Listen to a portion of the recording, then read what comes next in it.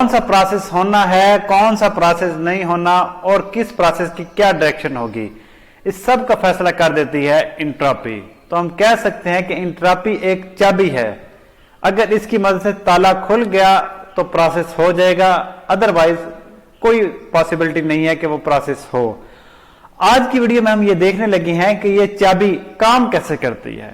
तो बेटा ये चाबी काम करती है क्लॉजियस इनइक्वालिटी की मदद से। क्लॉजियस इनइक्वालिटी बराबर है cyclic integral of del q by T.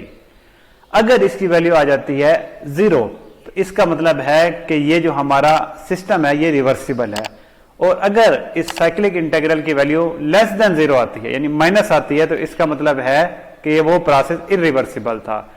इन दोनों में से कोई कंडीशन अगर पूरी हो जाती है तो वो प्रोसेस हो जाएगा और उसकी एक स्पेसिफाइड डायरेक्शन भी होगी। ये मैं आपको प्रूफ करके दिखाऊंगा, प्रॉब्लम्स में आपको आने वाली वीडियो में मिल जाएंगे।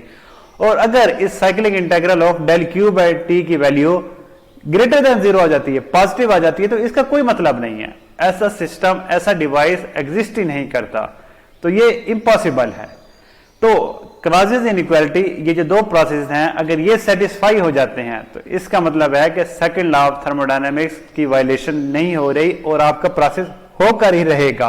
तो यहां पर मैंने एक मुख्तसर सी वीडियो में entropy, Clausius inequality, second law of thermodynamics का आइडिया और इनकी आपस की बॉन्डिंग आपके सामने रखने की कोशिश की। अगर किसी केस में कोई क्वेश्चन है तो please ask, I am available for you. Thank you, good bye.